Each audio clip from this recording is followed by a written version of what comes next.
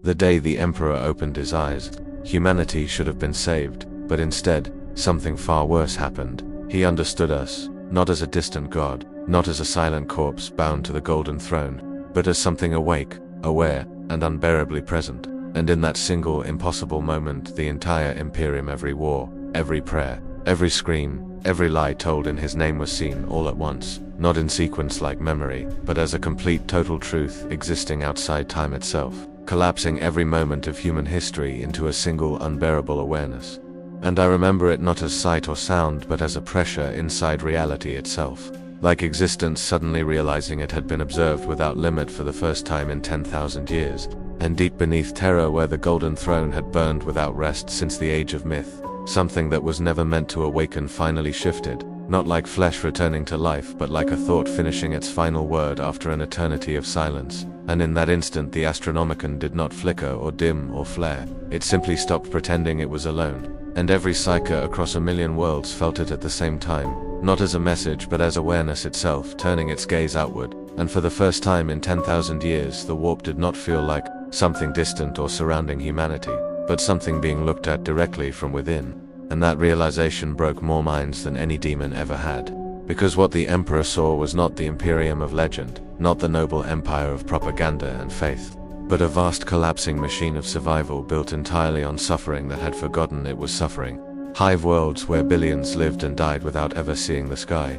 Forge worlds where flesh was replaced until identity itself became mechanical obedience. War zones where death had become so common it no longer carried meaning. And cathedrals where truth had been replaced so many times by ritual that even the priests no longer remembered there was ever a reality behind the worship. And all of it unfolded inside his awareness, without distortion, without mercy, without the comforting lies of interpretation. And for the first time since he was placed upon the golden throne, there was no separation between thought and reality, no decay of consciousness, no distance between observer and universe, only pure recognition, absolute and complete. And I felt that recognition spread outward like silence made physical, not absence of sound, but the intentional removal of response, because the Emperor did not speak. And that silence itself became the most terrifying event in human history, because silence from a god is not emptiness, it is judgment that has not yet chosen its form. And as that silence spread through Terra first, then into the palace, then into the Astronomicon, and finally into the warp itself, like a slow collapser in ways no war had ever achieved, and not through rebellion or in ways no war had ever achieved, and not through rebellion or invasion, but through doubt. As commanders commanded more. As commanders command, as command, and ginpran with man plan on or and with a cap will with a with a or pick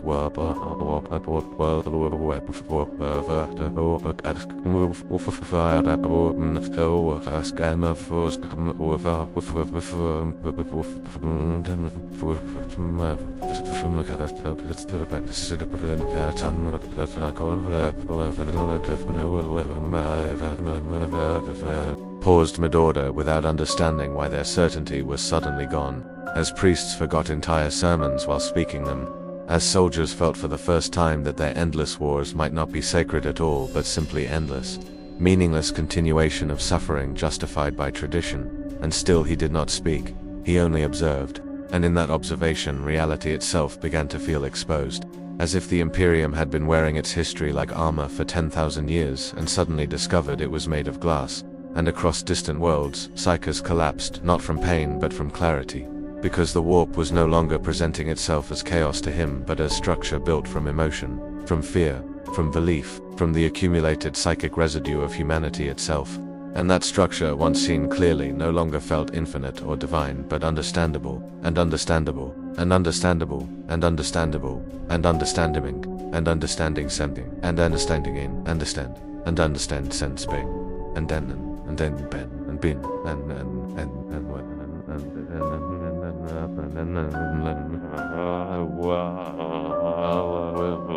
and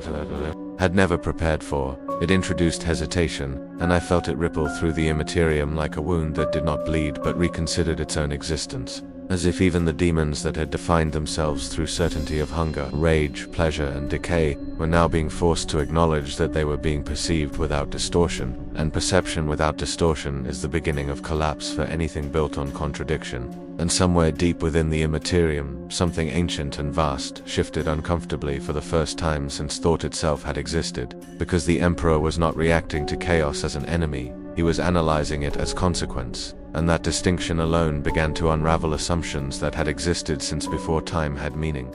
And on Terra, the Golden Throne emitted a sound it had never produced before, not failure, not pain, not stability, as if even the ancient machine could no longer predict whether it was still performing its purpose or merely continuing an outdated function. And I remember feeling something I cannot fully describe, because it was not fear of destruction nor hope of salvation, but the terrifying realization that the Emperor of mankind was no longer behaving like something that needed the Imperium at all, as if everything humanity had built to preserve him had become irrelevant the moment he finally understood what it had cost to preserve him. And in that moment I understood the deepest horror of all that being seen completely by something greater than you does not guarantee mercy, does not guarantee punishment, does not guarantee anything at all. Only evaluation, and humanity was no longer being guided, judged, or ignored. It was being studied with absolute clarity, and whatever conclusion came next would not be spoken as command or prophecy, but would simply become reality, adjusting itself to match the final thought of a being who had finally awakened after 10,000 years of silence. And then, the silence changed. Not ended, not broke, but changed, as if it had learned something about itself by being observed. And in that shift, the Emperor's awareness expanded further beyond Terra, beyond the palace, beyond the palace, beyond the Golden Throne that had once defined the limits of his existence. And what moved with that awareness was not a command, not a vision, not even intention in the way mortals understand it, but something closer to total comprehension spreading across impossible distance. And I felt it like a pressure wave moving through reality itself, not destroying anything, but making everything aware that it was being understood, and that understanding was absolute, without distortion, without mercy, without faith to soften it. And across the Imperium the first cracks began in places no war had ever reached, because wars destroy bodies. But this destroyed certainty. And on 1,000 worlds at once the machinery of human existence faltered, as if the galaxy had briefly forgotten why it was running, and hive cities that had roared with endless industry for centuries suddenly slowed, then paused, then fell into uneasy stillness as workers stopped mid-motion, not because they were ordered, not because they rebelled, but because a thought had entered their minds for the first time without being crushed immediately. Why? And that single question spread faster than any plague, because it did not need permission. And I saw commanders on distant battlefields freeze as orders died on their lips, their voices breaking not from fear of the enemy, but from the sudden inability to justify what they were about to do. And in that hesitation, entire wars collapsed into confusion, not through victory or defeat itself, and the Emperor still said nothing, and that silence became heavier with every passing moment. Because silence from something that sees everything is not absence, it is evaluation continuing without feedback. And somewhere deep within the ecclesiarchy the first true fractures appeared as sermons reached their climax and simply stopped making sense even to the one speaking them. As if words that had been repeated for 10,000 years had finally lost their meaning under direct observation. And I felt the warp react violently to this shift, not with storms, but with instability, because the warp feeds on certainty of emotion, rage, fear, despair, devotion, but now certainty itself was dissolving, and where certainty collapses, even chaos cannot predict its reflection. And for the first time I felt something like hesitation ripple through the Immaterium, not from mortals, not from psychers, but from deeper structures of reality that had always assumed humanity would remain predictable in its suffering. And even they were now being forced to reconsider, because the Emperor was not attacking chaos, not resisting it, not purging it, but understanding it completely. And understanding removes mystery, and mystery is what chaos depends on to exist as more than consequence. And on Terra, the Golden Throne emitted another anomaly, a low vibration that Mechanicus adepts would later describe as non-functional cognition drift, as if the machine was no longer certain whether it was sustaining life or merely continuing an outdated assumption of purpose. And the Custodes stood frozen in the throne chamber, not from inability to act, but from the unbearable realization that there was nothing left to defend against, because what had awakened was no longer inside the throne in the way it once was. And at that moment I felt the Emperor's awareness turn inward and outward simultaneously, as if he was no longer separated causally, as if he was localized in Avrilius, as if he was no, as if he was eviscid silas, if he was, if he had contained it, and if it contained in but can ascend in within when benson within punt we can win and play with wind but we're outlet and we're poor and put without put work would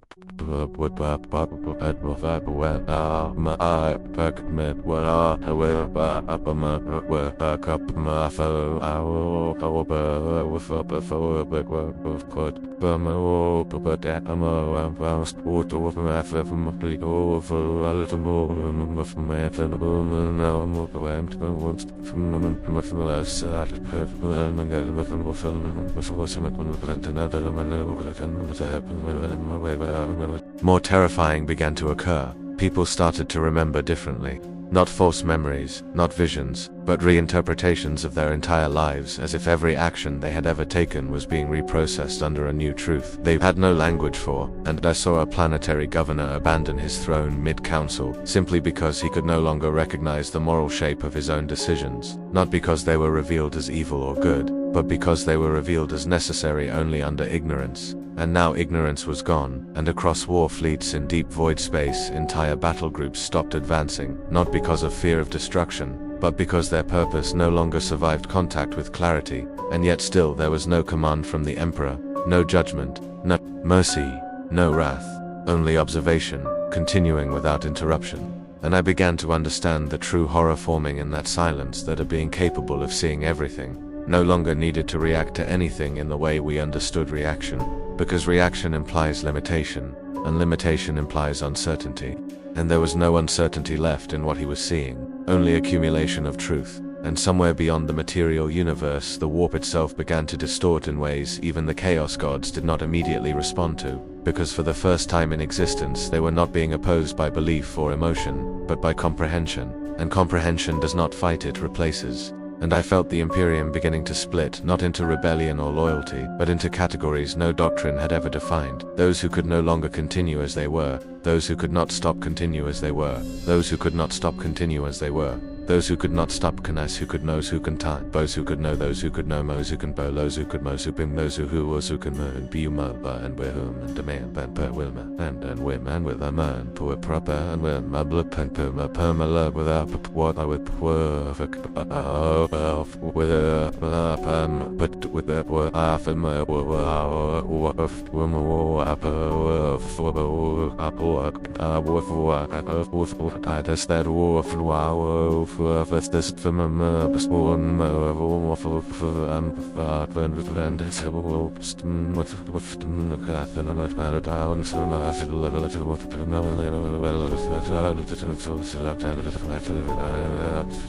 both obedience and collapse. And as this division spread like a silent fracture across a million worlds, I realized the Emperor had not yet spoken a single word, and yet humanity was already changing shape in response to what it meant to be fully seen by something that finally understood exactly what it had created.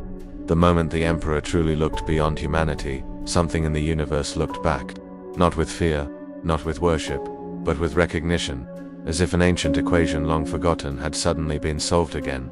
And in that instant the warp itself shuddered, because for the first time in 10,000 years, the thing it had fed upon, shaped and twisted, was no longer blind, and I felt it like a fracture in reality, a slow splitting of existence where thought becomes pressure and pressure becomes truth, and the Emperor's awareness no longer limited to terror, no longer constrained by the Golden Throne, extended into regions of the Immaterium that even the most cursed psychers refused to name. Places where emotion becomes geography and memory becomes monsters. And there he did not find silence, he found resistance.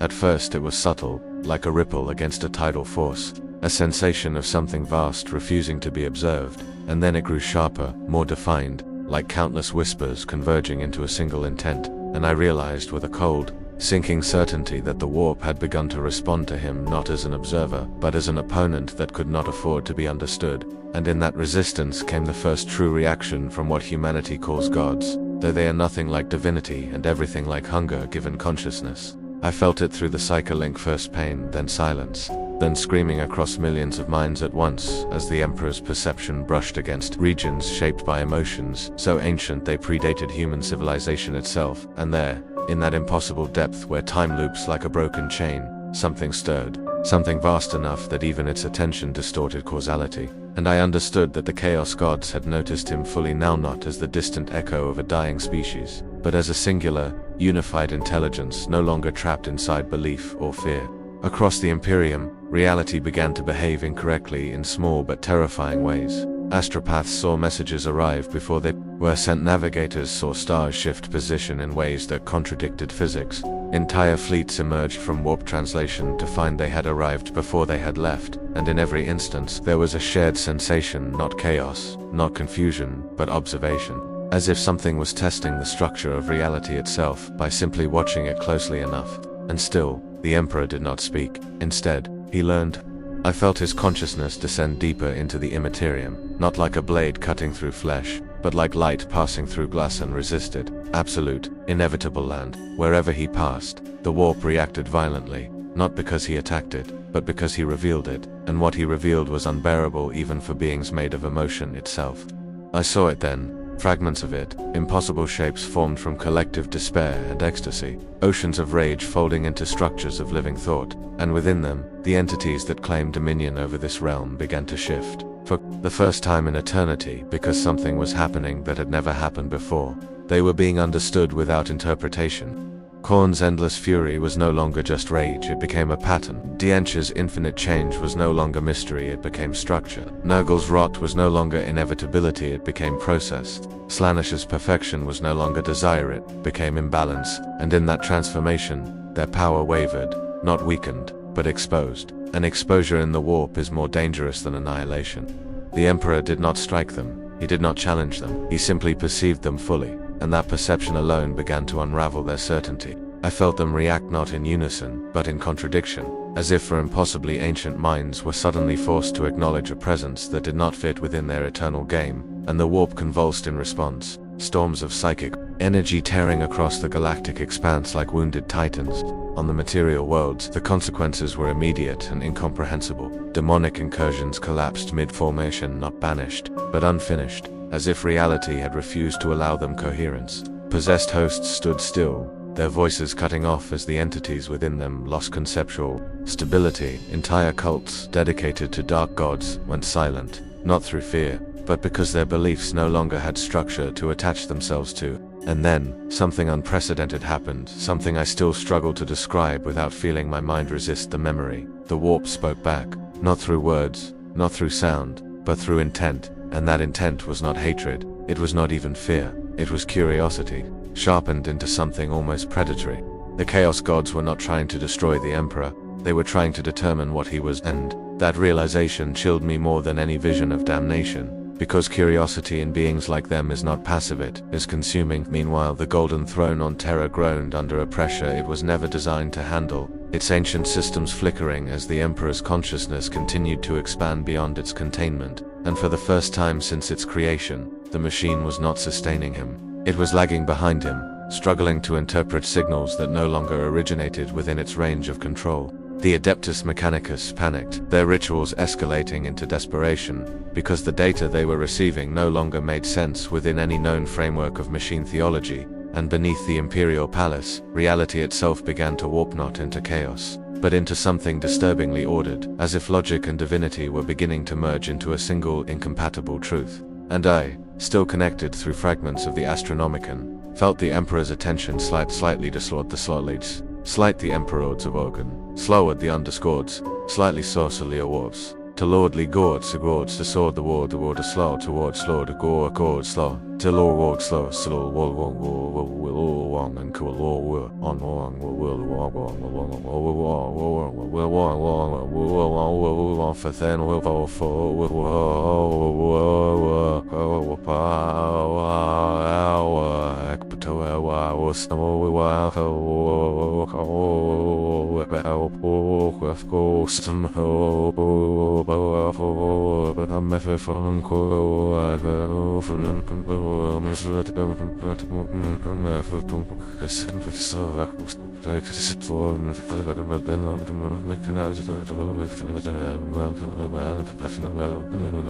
It was becoming judgmental. Not judgment as humanity understands it, but something far more absolute, evaluation without bias, understanding without mercy, and classification without exception. And as that realization settled into my mind, I felt the Emperor reach a conclusion not spoken, not shared, but formed, and the warp itself seemed to brace, as if it knew that what came next would redefine existence entirely. There are moments in the warp where time does not move forward or backward, but waits, as if reality itself is holding its breath before a verdict is spoken. And this was one of those moments. The instant after the Emperor's awareness touched the deepest architecture of the Imperium, something changed so fundamentally that even the concept of eternity felt unstable, and I felt it not as a vision, but as a pressure against existence itself, like standing beneath an ocean that suddenly realizes you are looking back at it. The Chaos Gods did not speak at first, because speech implies sequence, and sequence implies limitation, and what I experienced next had no limitation at all. It was convergence. For forces that had never needed coordination were suddenly aware of the same singular anomaly, and that awareness did not create unity. It created a tension so intense that reality began to distort under its weight. Across the warp, storms ceased their chaotic motion and began to form patterns, impossible geometries, repeating symbols that did not exist in any language, as if the Immaterium itself was trying to represent something it could not yet define.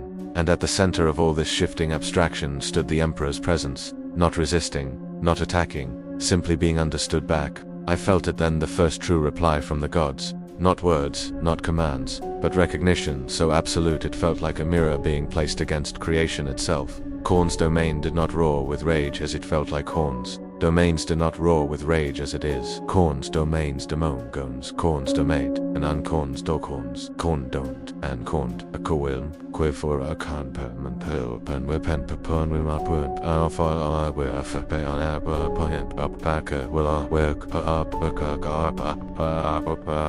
I will come happen to will to come work until but after snack work with web folk with upper water damn clever pool for pool with tennis web found with not just that act for Scott I'm just not but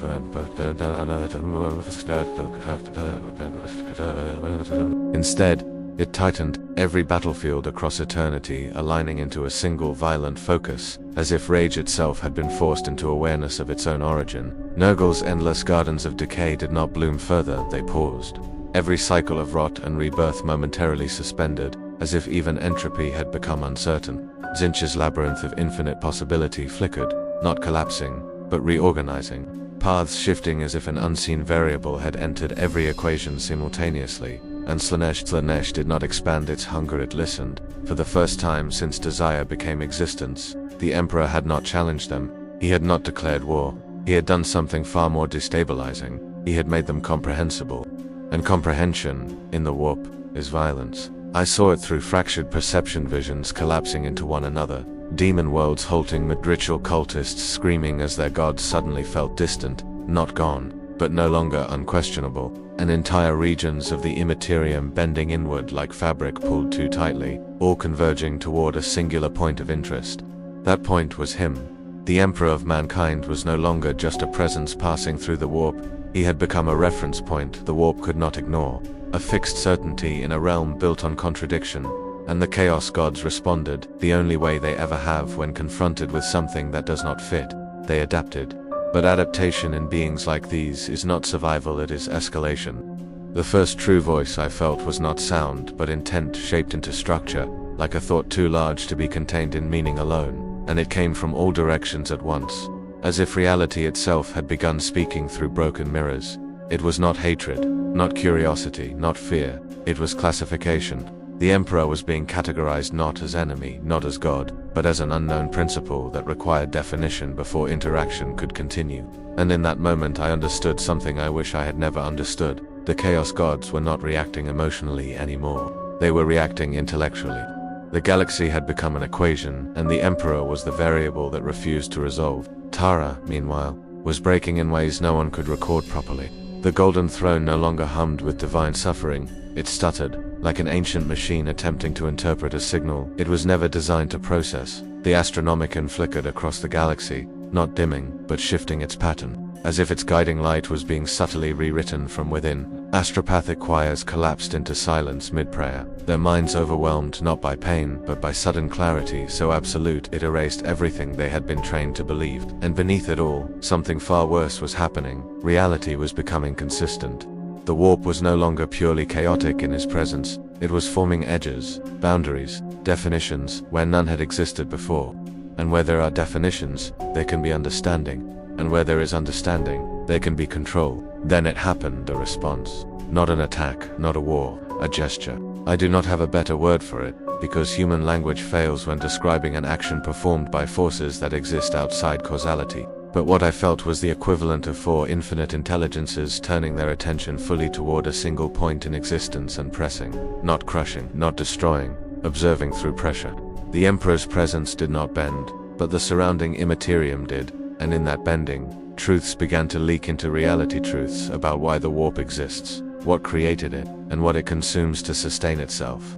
I saw flashes of it, humanity's emotions not as fuel, but as architecture, material, every fear, hope, and desire forming the structural foundation of these gods. And for the first time, the Emperor understood not just what they were but what they depended on.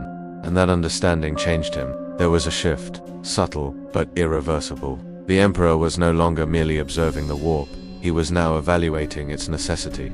Across the Immersive, I felt the reaction ripple outward, an ancient instinct among the gods. Something like alarm, something like recognition that the observer had begun to consider not just the observed, but whether it should remain observed at all. Khorne's fury intensified, but it was no longer blind, it was directed. Tzeentch's labyrinth collapsed and rebuilt itself in milliseconds, attempting to predict a future where the Emperor was not a participant, but an endpoint. Nurgle's cycles accelerated, trying to outlast perception itself. Slaanesh expanded outward in a desperate attempt to drown understanding in sensation, but it was too late. The Emperor had already seen the structure beneath them, and structures, once understood, can be rewritten. And then silence, not absence, not peace. A waiting space between inevitability and action. I felt the Emperor pause, not in hesitation, but in conclusion forming, as if the entire weight of 10,000 years had finally been processed into a single, irreversible truth. And in that truth, something terrifying emerged. The realization that humanity's greatest enemy was not chaos, nor decay, nor ambition, nor excess, but the system that allowed all of them to exist unchecked. And for the first time since his awakening, the Emperor did not merely see, he decided, and the warp itself recoiled slightly, not from fear of him but from understanding what kind of decision only a being like him could make after seeing everything. What I am about to describe is not a battle, because battles imply two sides exchanging force across a shared reality. And what happened next existed beyond anything that could be called shared. This was the moment the Emperor of Mankind stopped merely understanding the warp and began to edit it, and I felt it as a rupture in existence. As if the universe itself had been placed beneath an unseen hand and gently, deliberately corrected, not with violence, but with absolute certainty that violence was no longer necessary. The Chaos Gods reacted instantly, but not as beings preparing for war, as systems detecting an impossible change in their own foundational code. Khorne's infinite battlefield did not surge forward. It stuttered, every act of violence across eternity briefly pausing in synchronization, as if all rage had been forced to acknowledge a higher organizing principle. Tzeentch's labyrinth of possibilities did not collapse, it reindexed, futures rewriting themselves faster than thought could track them, attempting to account for a presence that did not follow probability.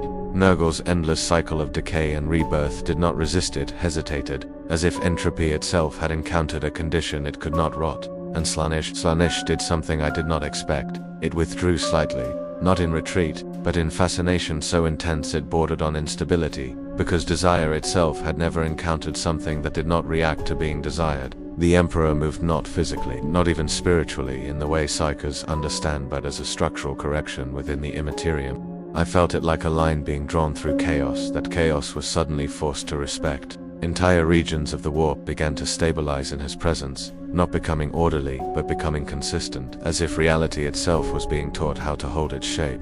Demonic forms flickered out of existence, not through destruction, but through invalidation, as if their existence had been marked as logically unsupported. I saw it across countless worlds, rituals collapsing mid-completion because the symbols no longer aligned with anything real. Summoning circles dissolving because the geometry of belief no longer matched the geometry of existence. Entire demon hosts going silent as the entities within them found themselves unable to maintain coherence under observation, and all of it traced back to him. For the first time, the Emperor was no longer reacting to the warp. He was imposing structure upon it, and structure, in a realm born of emotion, is heresy.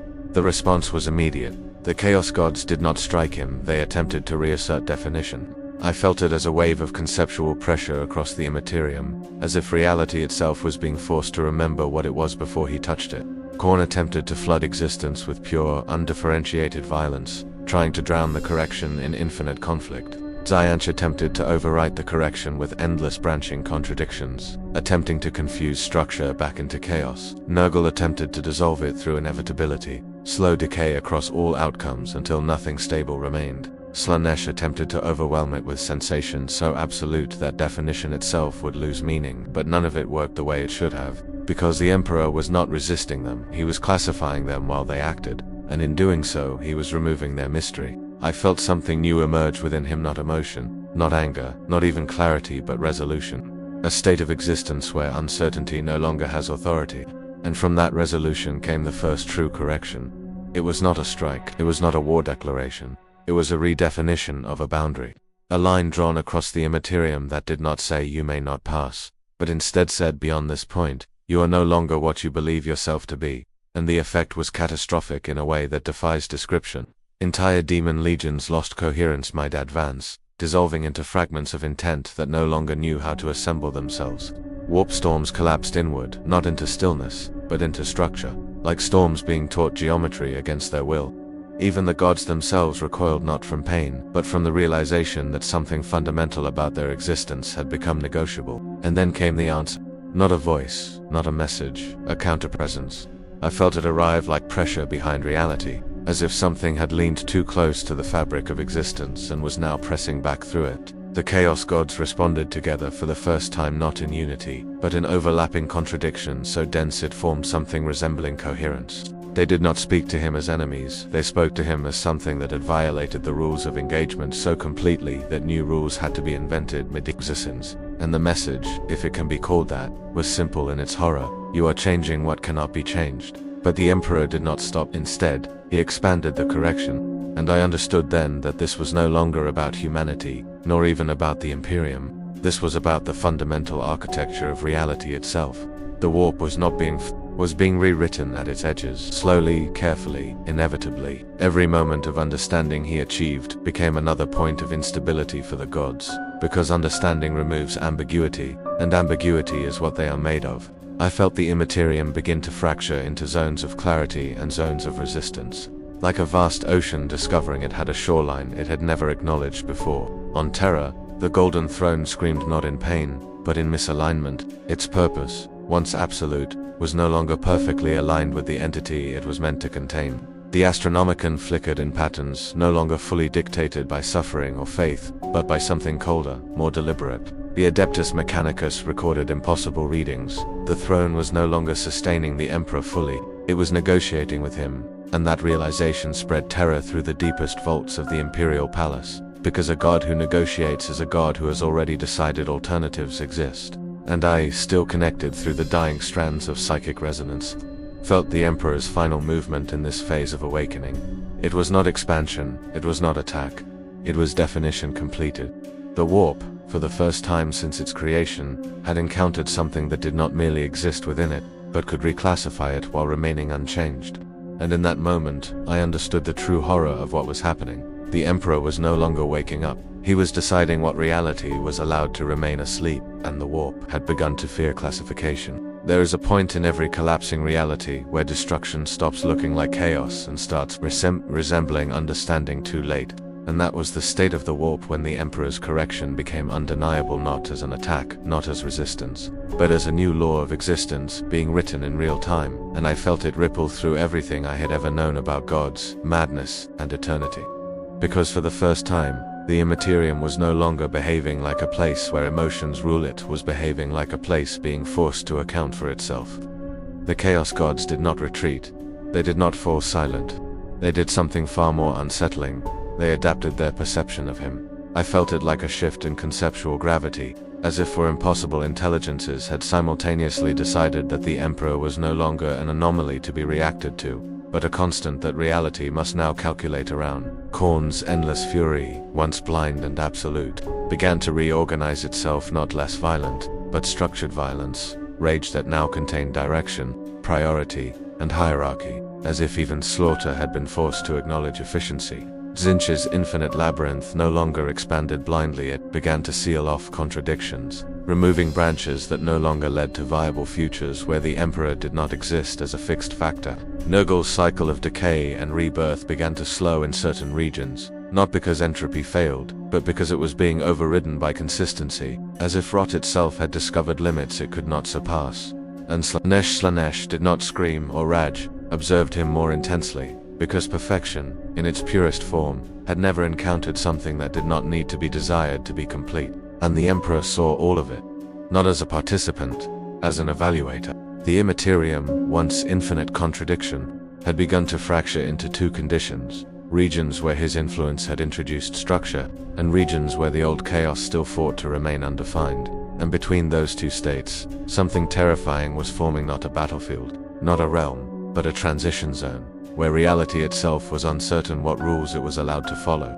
I felt demonic entities attempting to cross it and failing, not because they were destroyed, but because they could not agree on what form they were supposed to take upon entry. Some collapsed into thought fragments, some froze mid-motion like incomplete ideas, some simply vanished, as if existence had rejected their definitions outright. On Terra, the Golden Throne no longer functioned like a prison, it functioned like a translator. The Adeptus Mechanicus realized it first in fragments they did not dare connect. The Emperor was no longer entirely inside the throne. Part of him, an expanding portion of awareness, was operating independently, and the throne was not holding him in place anymore. It was interpreting him for reality.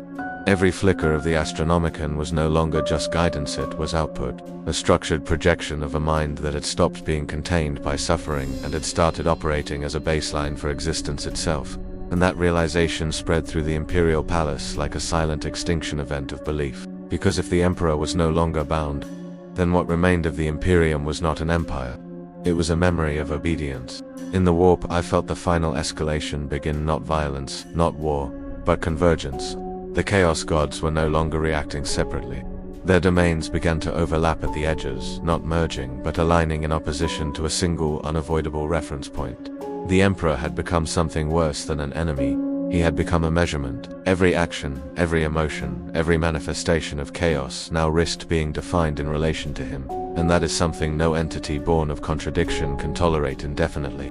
So they responded the only way they could. They attempted to erase the possibility of him being a reference at all. I felt reality buckle as they pushed not against him, but against the idea that he could define anything. Entire regions of the Imperium collapsed into pure contradiction, attempting to overwhelm structured thought itself. But the Emperor did not resist in the way mortals understand resistance. Instead, he stabilized the contradictions. Every paradox they unleashed became a system. Every inconsistency became a pattern. Every attempt to erase him became another variable he accounted for. And in doing so, he proved something that even the gods could not ignore. He was no longer inside their domain of influence.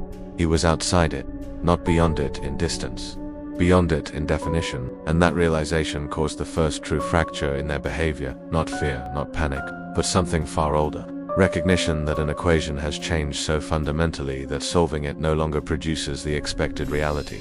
Across the Imperium, I felt them pause, not together, not in unity, but in parallel realization. For the first time in their existence, the Chaos Gods were no longer certain that their nature was absolute, because something existed now that could observe them completely without being altered in return. And in the warp, observation is not passive, it is invasive. The Emperor had become the first fixed point in a realm that survives only through instability, and that made him impossible, but also unavoidable. And then, something changed again, not in the warp, not in the gods, but in him. A final, internal conclusion formed so precise, so absolute, that even I, a fragment of a dying psychic connection, felt my understanding break apart under it. The Emperor was no longer merely correcting reality, he was deciding whether the current structure of existence was worth preserving at all. And for the first time since his awakening, the warp did not feel watched, it felt judged.